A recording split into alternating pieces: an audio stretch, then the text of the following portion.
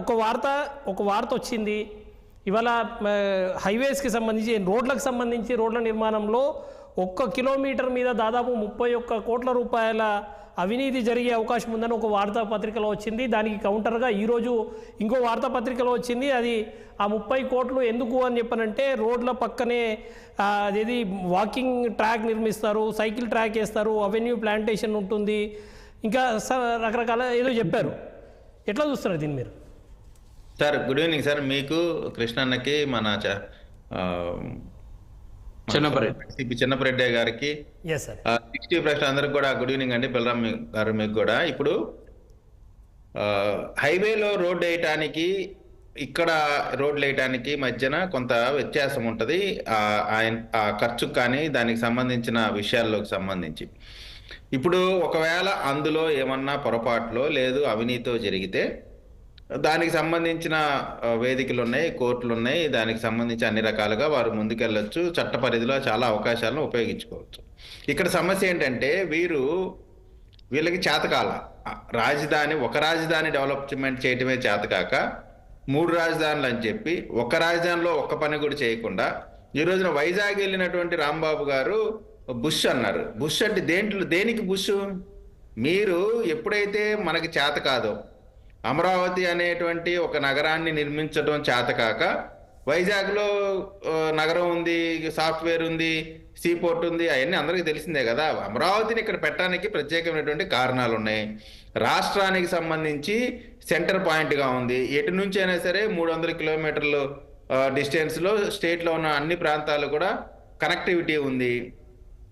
ఎక్కడ ఎవరైనా సరే రాజధానికి సంబంధించిన ప్రాంతానికి వెళ్ళాలన్నా, లేదు గవర్నమెంట్కి సంబంధించో, లేదు వేరే సంబంధించిన పనులు ఏ పని మీద రావాలన్నా చేయాలన్నా, లేదు ఒకవేళ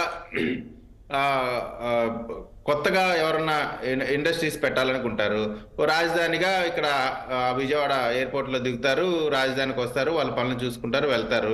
ఇక్కడ ఆల్రెడీ ఇన్ఫ్రాస్ట్రక్చరు సిటీలో ఇప్పుడు అమరావతి నగరంలో లేదు, కానీ విజయవాడకి సంబంధించి గుంటూరుకు సంబంధించి ఇన్ఫ్రాస్ట్రక్చర్ ఉంది. ఇప్పుడు కొత్తగా ఊరు నిర్మించడం ద్వారా ఇప్పుడు మన హైదరాబాద్ ఉందండి, సైబరాబాద్ సిటీ నిర్మించాల్సిన అవసరం ఏముంది? అవసరం లేదు కదా, దానంతా అదే అయిపోతుంది కదా. ఇప్పుడు ముఖ్యమంత్రులు వీళ్ళ ఇనిషియేషన్ లేకుండానే బయట దేశాల నుంచి కంపెనీలు వచ్చి ఇన్వెస్ట్మెంట్స్ పెడతాయా? మీరు ఇప్పుడు ఒక ఇండియన్ స్కూల్ ఆఫ్ బిజినెస్ అనేటువంటిది ఒకటి హైదరాబాద్లో పెట్టారు. దానికోసం దేశంలో ఉన్నటువంటి అందరూ పోటీ పడ్డారు. కానీ చంద్రబాబు నాయుడు గారి చాకచక్యంతో వారిని ఒప్పించి హైదరాబాదే కరెక్ట్ ప్లేస్ అని చెప్పి దాన్ని తీసుకొచ్చి పెట్టారు. ఒక ఇండియన్ స్కూల్ ఆఫ్ బిజినెస్ పెట్టడానికి దాని వెనక ఎంత కృషి ఉంటుందో అనేటువంటిది మనం ఆలోచించేయాలా. ఏదో ఊరికే వీళ్ళు మాటలు చెప్పినంత తేలిక కాదు. వీళ్ళు రివర్స్ టెండరింగ్ అని చెప్పి ఇందాక చిన్నపరెడ్డి గారు చెప్తా ఉన్నారు. రివర్స్ టెండరింగ్ చేసి మీరు సాధించిన ఒక్క విజయం చూపించండి, మీరు పూర్తి చేసిన ఒక పని చూపించండి. ఊరికే మాటలు చెప్పడం తప్ప వీళ్ళు చేసేది ఏం లేదు. ఇప్పుడు రాజధానికి సంబంధించి, పోలవరానికి సంబంధించి అనేకమైనటువంటి కార్యక్రమాలు ముందుకెళ్తా ఉన్నాయి. గతంలో కూడా 2014 నుంచి 19 వరకు కూడా అమరావతి పైన విషం కక్కారు. ఏమన్నారు? ఇదే సేమ్ ఏ లైన్లో అయితే 2014 నుంచి 19 వెళ్ళారో ఇప్పుడు కూడా అదే లైన్లో వెళ్తున్నారు. అవినీతి అవినీతి అవినీతి అని. అవినీతి నిజంగా 14 నుంచి 19 చేసిన వార్తలనే తిప్పి రాస్తున్నారు. నిజంగా అప్పుడు అవినీతి జరుగుంటే వాళ్ళ అధికారంలో ఉన్న టైంలో ఏమి ప్రూవ్ చేయలేకపోయారు కదా. కాబట్టి వీళ్ళు చెప్పే అన్ని కూడా చేతకాక, జరుగుతున్న అభివృద్ధిని ఓర్వలేక, ఎక్కడ వీళ్ళకి మంచి పేరు వస్తుందో అనేటువంటి ఒక కుట్రతో వీళ్ళు మాట్లాడుతూ ఉన్నారు. అదే కాకుండా అమరావతి నగరం ఈరోజు అభివృద్ధి చెందుతా ఉంది అంటే దాని వెనక ఆ ప్రాంత ప్రజలు, మరి ముఖ్యంగా మహిళలు, వారు చూసినటువంటి అవమానాలు, పొందినటువంటి దెబ్బలు, అసలు వాళ్ళని అవమానించినంత దారుణంగా నాకు తెలిసి ఎవరు కూడా అవమానించినటువంటి పరిస్థితి.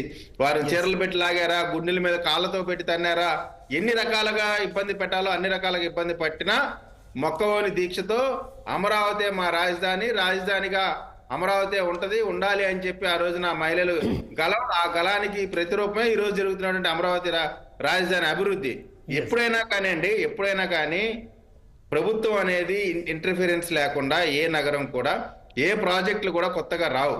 ప్రభుత్వం కూడా వారి యొక్క కృషిని చేస్తేనే ఇప్పుడు దావోస్ వెళ్ళారు, ఆ వేదిక ద్వారా మనకు ఉన్నటువంటి అవకాశాలన్నీ చెప్పారు. రేపు వారందరూ రాబోతా ఉన్నారు, రేపు కొత్త పరిశ్రమలు రాబోతా ఉన్నాయి, ప్రాజెక్టులు రాబోతా ఉన్నాయి. వీటన్నిటిని ఓర్చుకోలేరు వీళ్ళు. ముందు ముందే వీళ్ళు దివాలా కోరుతనం మాటలు.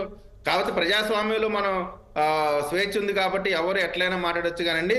సరే, ఇక దాన్ని మనం అరికట్టలేం కాబట్టి వీరి అన్ని కూడా దివాలా కోరు మాటలు తప్ప ఇంకోటి లేదండి. ఎస్, విజయ్ కిరణ్ గారు, ఇక్కడ ఒక విషయం మీరు క్లారిటీ ఇవ్వాలి. ఇప్పుడు అందులో ఆ వార్తలో వచ్చిన విషయం ఏంటంటే NHAI వేస్తున్న రోడ్లకు 20 నుంచి 22 కోట్లు మాత్రమే ఖర్చు అవుతున్నాయి.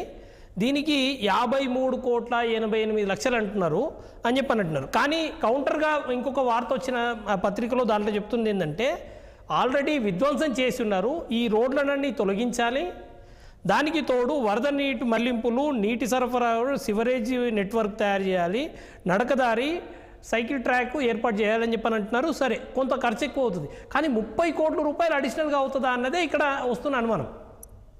సార్, ఇప్పుడు ఒకటండి, మనం గతంలో చూసాము, రోడ్లు తవ్వుకొని ఆ మట్టిని కూడా అమ్ముకున్నటువంటి మట్టి మనుషులు ఉన్నారు. మరి ఏం చేస్తాం ఇప్పుడు?